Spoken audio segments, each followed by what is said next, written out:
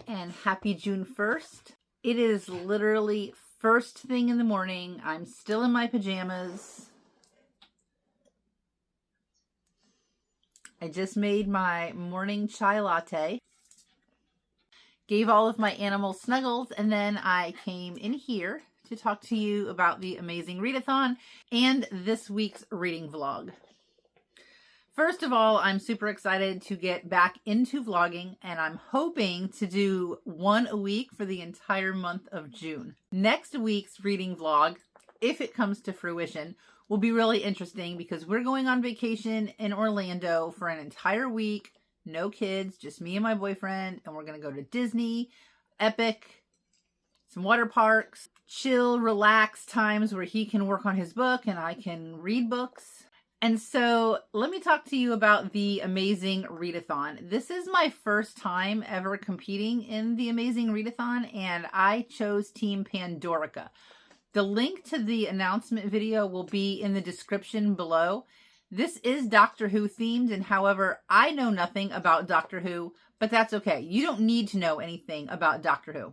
So I just chose my team based on the hosts, which is Books and Heather and Melanor Reads. And just basic rundown, I won't bog you down with too many details. There are 8 prompts, so there will be 8 legs to the race. And every time a game board or a leg of the race is announced, the main prompt will be there. And if you finish the book for the main prompt, you roll a dice and you move on to another prompt. Whenever you finish a book, you log it for pages read, plus any other bonus points that that book fulfills, such as a team prompt or being LGBTQ inclusive. And this is the first day of the readathon. It goes all the way through June. So that we would know what we were reading when 12 o'clock hit last night, the first leg of the race was announced a little bit early. And the first prompt that we're reading for is a book that was recommended specifically on Booktube. It has to be on Booktube.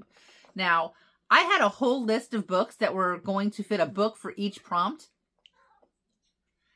And then a couple of days before June, I decided that there was a book that I was more excited about than any of the other books. And so I did make a FABLE read-along book club. If you're interested in that, the link to my FABLE is below.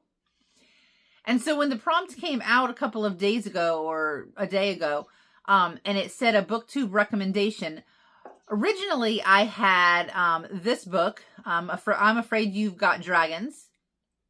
I've had that one on my shelf for a really long time, more than a year, so it would have fit, it would have made another bonus prompt for me for being on my TBR for more than a year.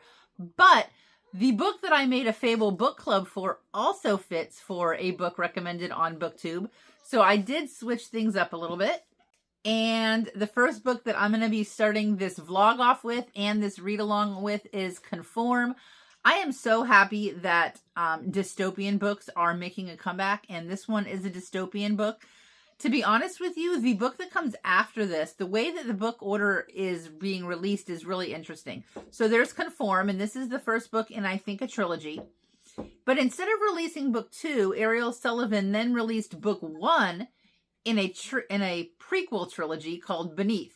I do want to read them in publication order, even though I've heard you don't have to read Beneath in order to read Conform. But I have been seeing people crying all over the internet over Beneath. So this book is really a gateway for me to be able to read Beneath.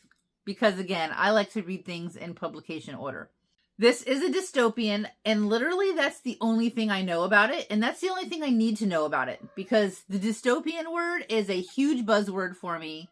It's probably one of my favorite genres, if not my favorite genre. And there are so many dystopian books that are coming out recently, and I cannot wait to read all of them. I will read you just this little blurby here at the top, just in case you haven't heard of Conform or you're interested in some more information. In the far future, one young woman becomes torn between 2 loves and 2 sides of a rebellion in the first novel of a sweeping dystopian romance series. Now,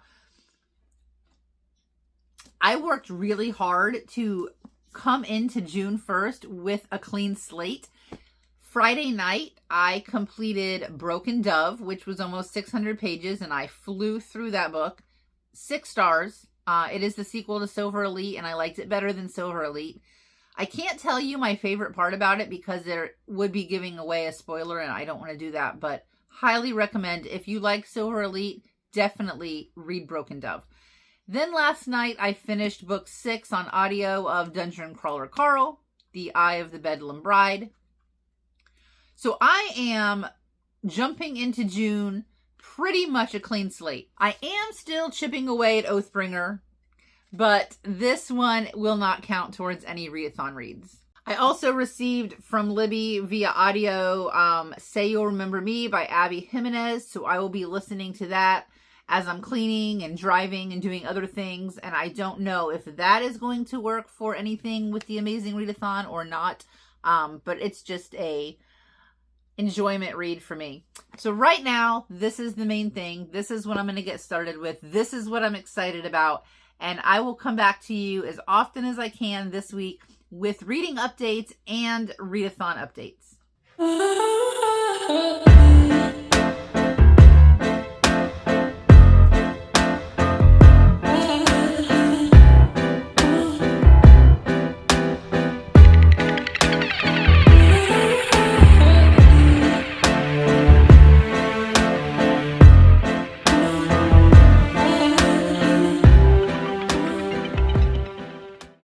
So it is Monday night. It is about 9 o'clock, and I just have a quick update because although I had lots of reading plans, life and adulting got in the way, and so I only got 3 chapters of this read so far. I am going upstairs to read for a couple of more hours, so I anticipate reading quite a bit more of this before I go to bed. But I did want to just jump in with some thoughts on the first 3 chapters. This is Conform. I just took the dust jacket off. So the definition of dystopia or a dystopian society is a society an imaginary place or society that has been oppressed and just terrible things have happened to it.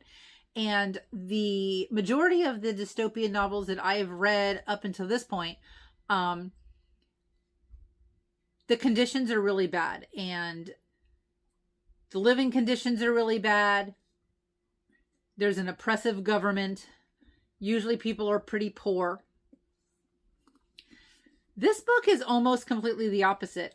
Everything in this society is bright, shiny, new, lots of technology. In fact, the very first chapter, it talks about how they are going through the art and the books and the other items, tools, and technology from the old ways. I can't remember if they called it the old ways or the old era. But for example, in the very first chapter, they delete and destroy the Mona Lisa. The other thing that I think is cool and unique about this book is that there are people who live on the surface, which would be like the surface of the earth. And a lot of the times in dystopian novels or sci-fi novels or any novels, for example, when they refer to the surface, they are referring to the surface from underneath the surface. So people who are underground are referring to people on the surface. And at least in the books that I have read, the people who live on the surface are the ones that are in power, the ones that are in position, the ones that are well off. And the people who are underneath talking about the surface are the ones who are being oppressed. This is exactly the opposite. The people who are living on the surface are the ones who are the laborers. I don't really know a whole lot about them yet, but they're not the elite. They are sort of the downtrodden. And the elite, they actually live kind of in the sky. I don't really know yet if that's actually in the sky or if it's just in like tall buildings, tall skyscrapers. I'm not sure yet because I'm not that far in. But I just thought that was a cool difference in this book compared to a lot of other dystopians that I've read. And that is really all of my thoughts so far. So I will check back in with you tomorrow after I've read a lot more of this. I did also go on a hot plot walk and I started listening to Say You'll Remember Me. I don't know if that's going to be able to apply to anything in this readathon or not, but I only got a chapter into that, so no thoughts yet.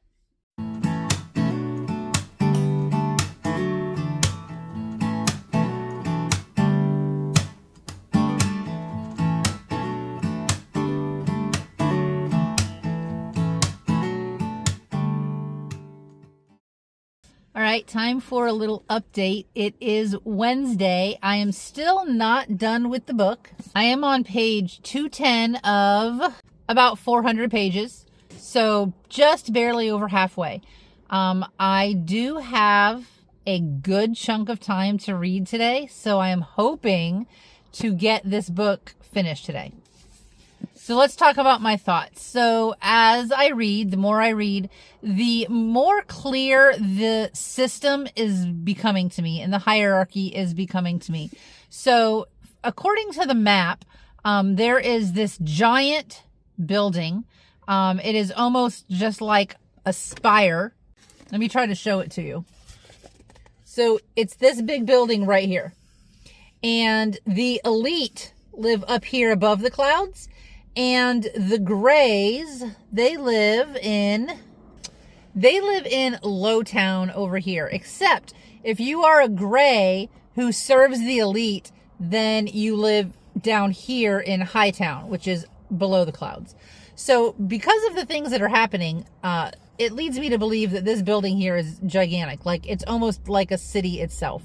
And up above the clouds, there's a lot of floating walkways, spinning restaurants. Everything is just very up in the air, quite literally. And wouldn't you know it, anytime there is a story with the highers and the lowers, there is a rebellion.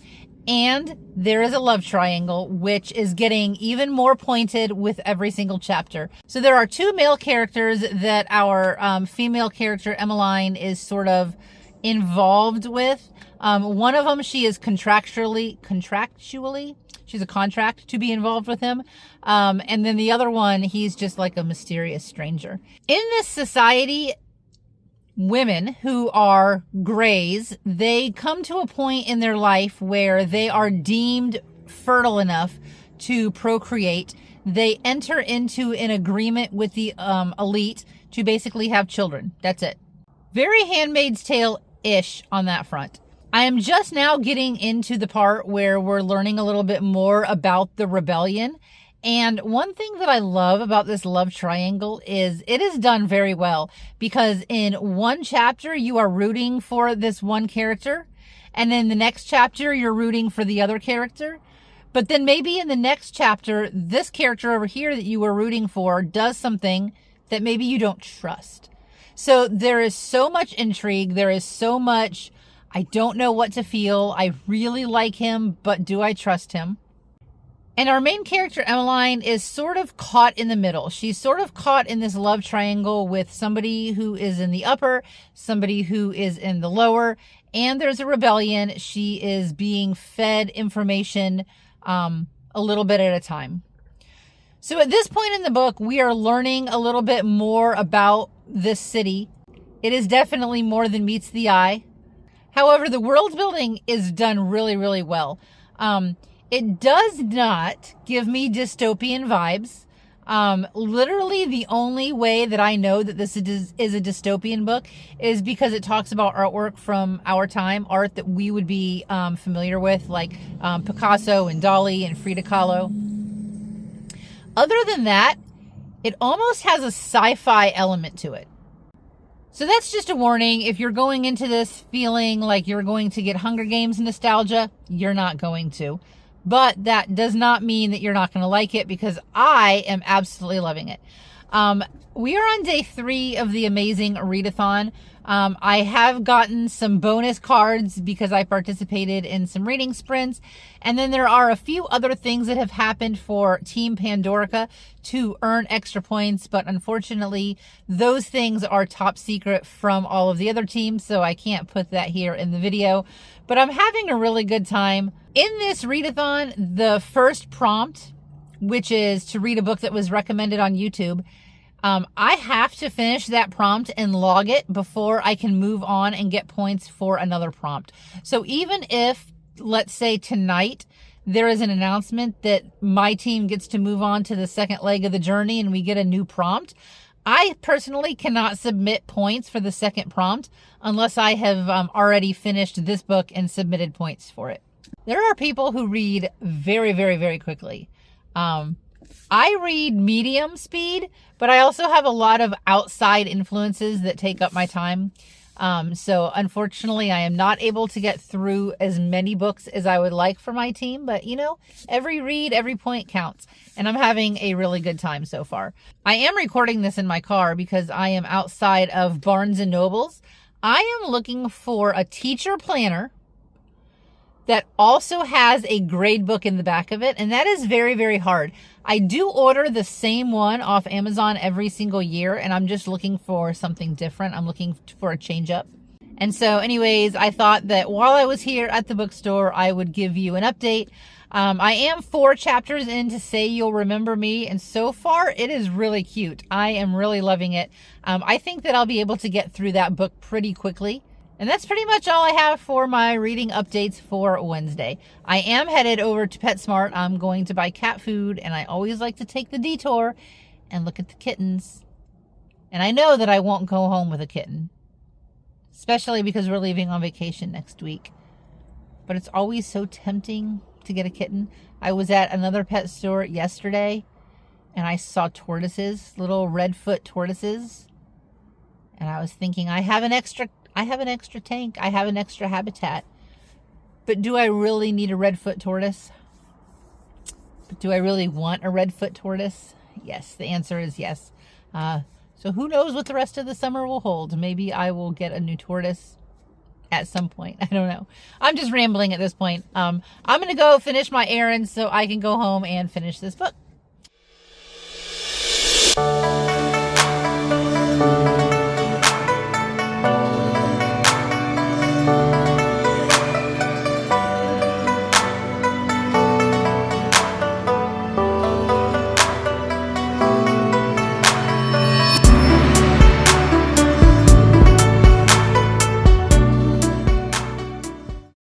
Happy Friday morning.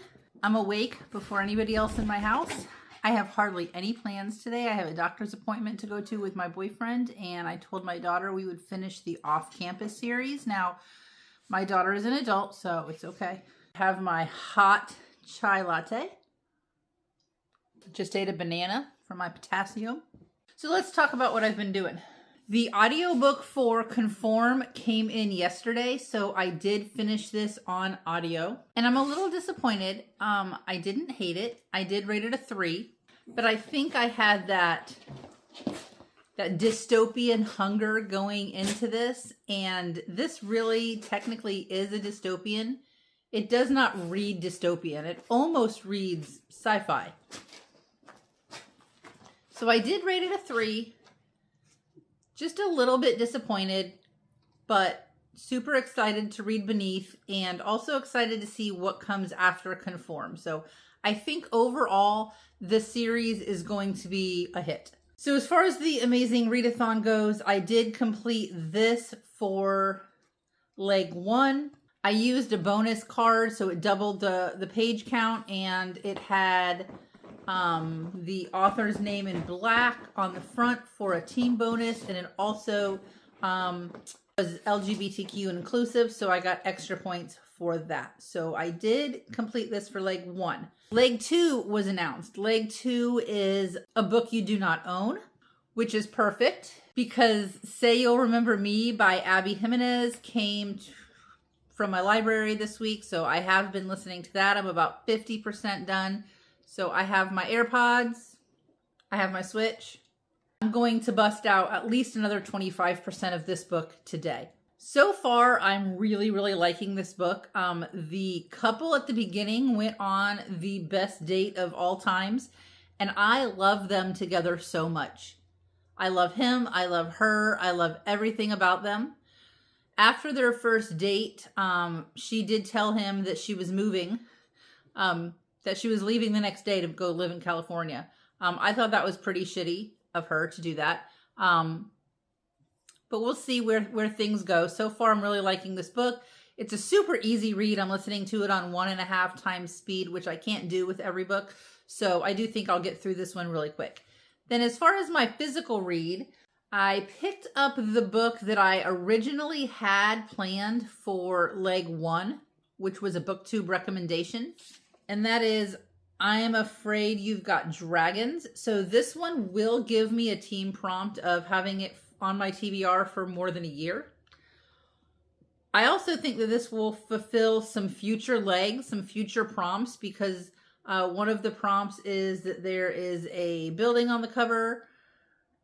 Off the top of my head, I can't remember any of the other prompts, but I'm pretty sure that this will hit a couple of different prompts. Travis Baldry blurbed it on the front, which is always a good sign. I have heard that this is pretty satirical. There is some humor in this, maybe not satire, but definitely humor. I have heard it compared to the Discworld, so the same type of humor that's in the Discworld series by Terry Pratchett. And even though I've had this book on my shelf for a really long time, I never looked at the interior artwork. I'm taking off the dust jacket because I do not read with dust jackets on. Team no dust jacket. Look at this artwork on the inside. It is definitely giving me How to Train Your Dragon vibes, which is perfect because next week I will be going to Epic Universe and the Isle of Berk is there. So that's pretty cool. So pretty much for the rest of the day, I'm going to be glued to this spot. I got my Dungeon Crawler Carl blanket. I've got my Switch. I've got my iPod. I've got my AirPods. I've got my hot beverage. I am in for the long haul today. So I will see you tomorrow with an update.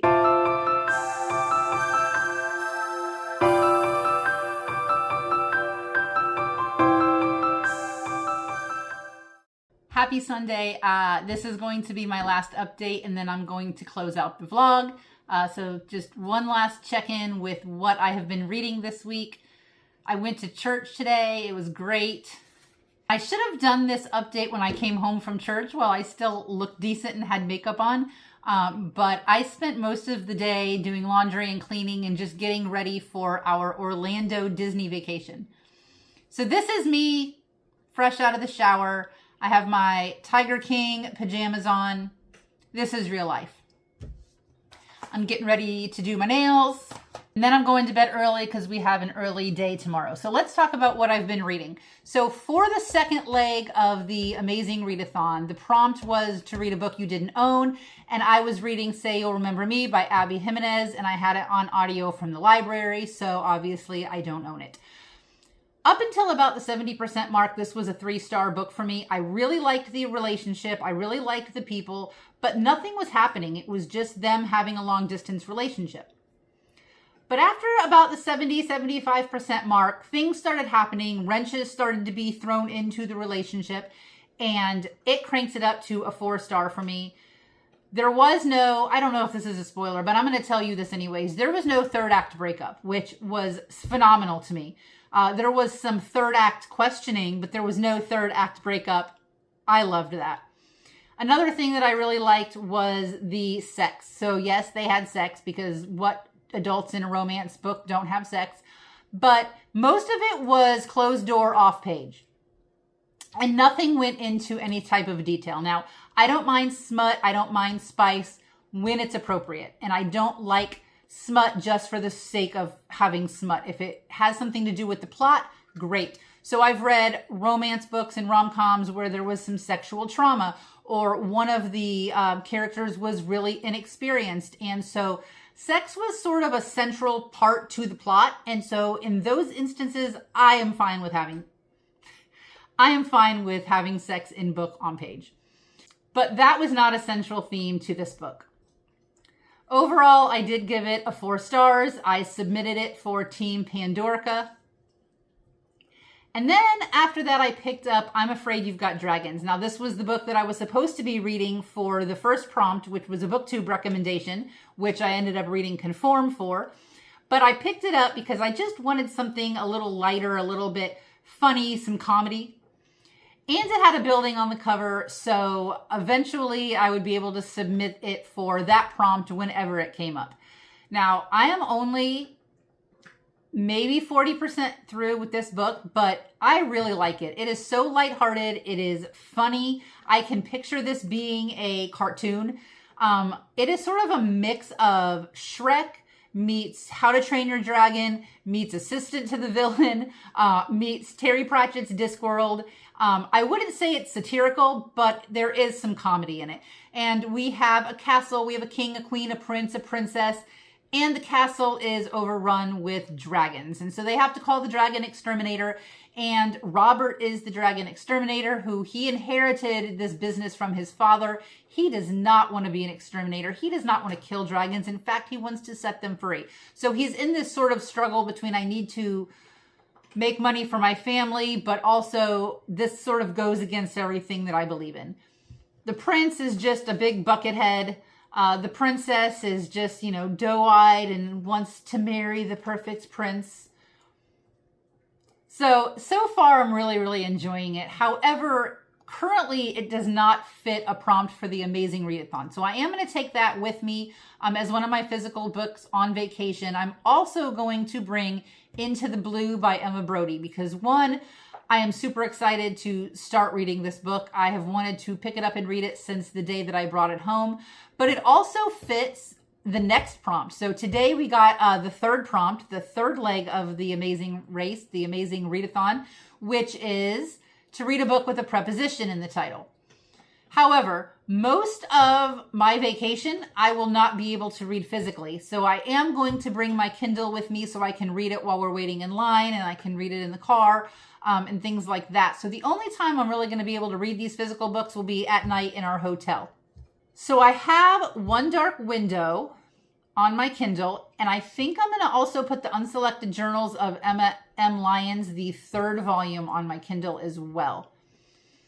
And because those don't fit a current prompt, I do have a bonus card that I can use that will let me switch a book out and actually submit a book for points that doesn't match the prompt, but I can only use that one time. So I think that this week is the perfect time for me to use that bonus card.